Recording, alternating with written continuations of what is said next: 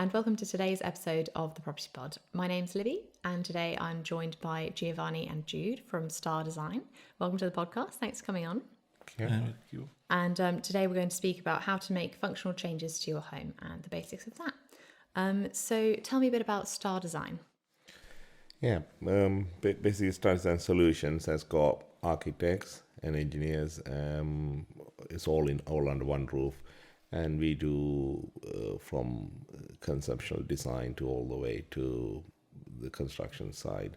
We do all the way to supervising, managing the site.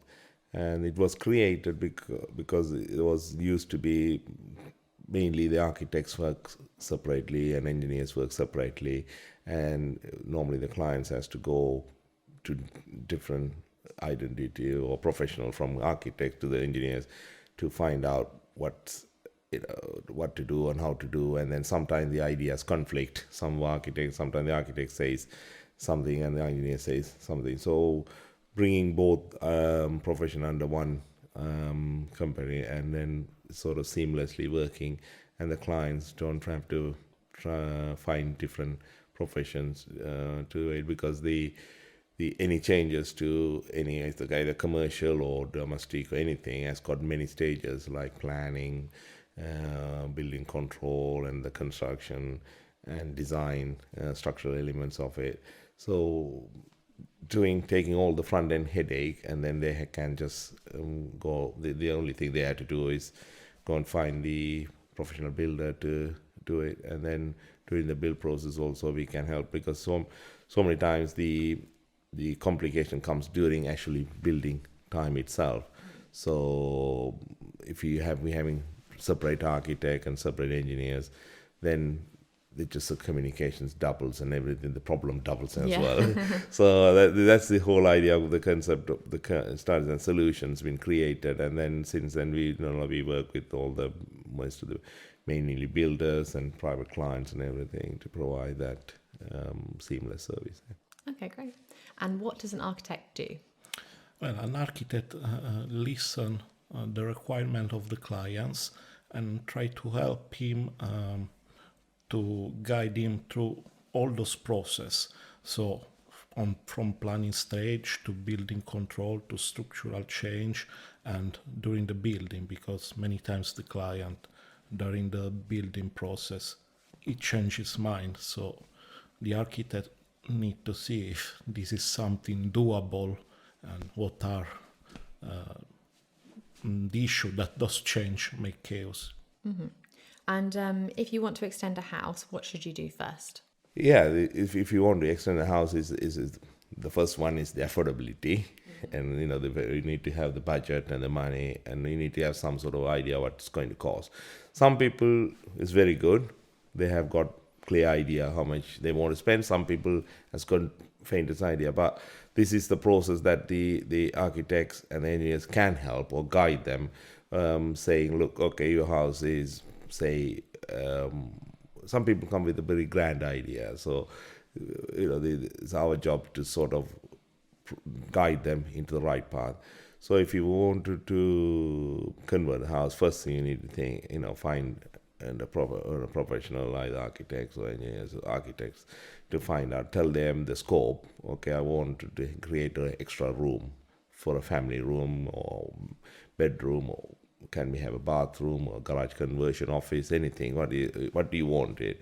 And then they will, there is this, that. Then the process will start saying, okay, this is what you can do. This is your limit due to X, Y, Z factors. Could be age of the property, or could be the neighbors, sunlight, airflow. Anything can be a limiting factor.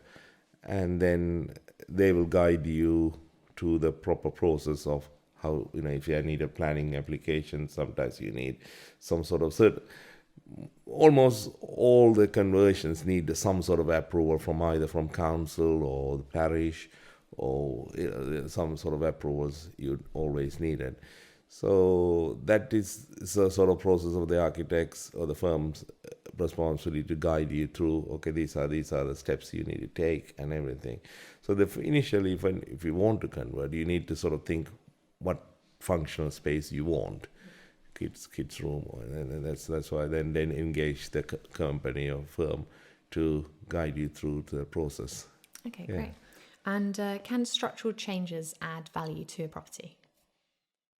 Yes, they can if you make it properly. Yes, normally they do make changes, because now this is the Cost of materials.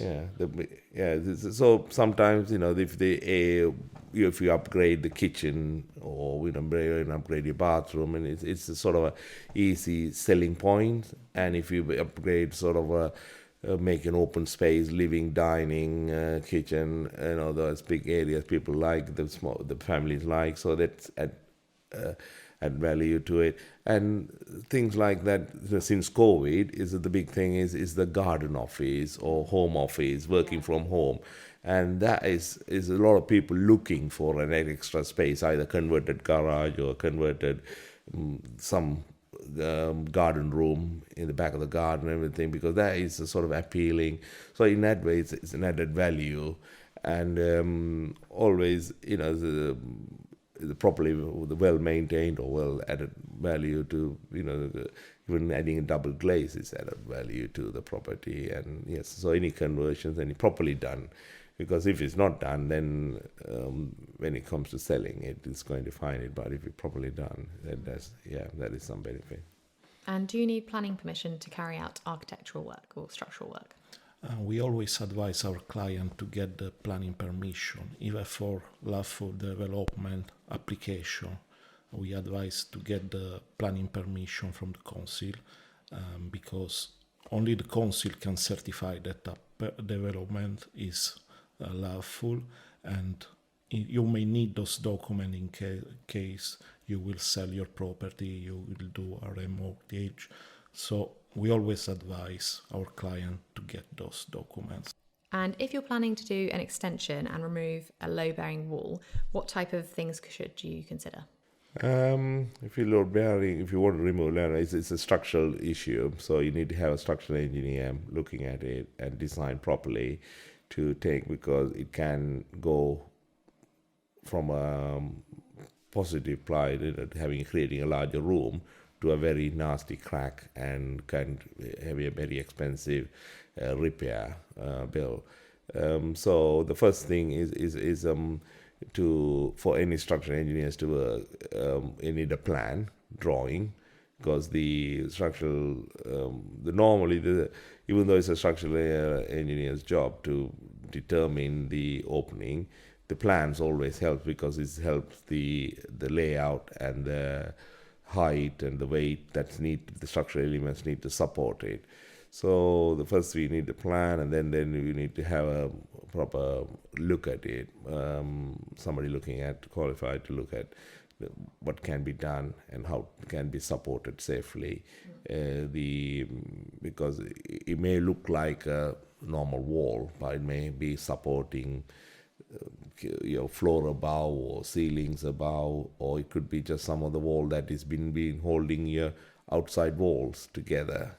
So it's many functions, those load-bearing elements, so need to be looked at it. Yeah.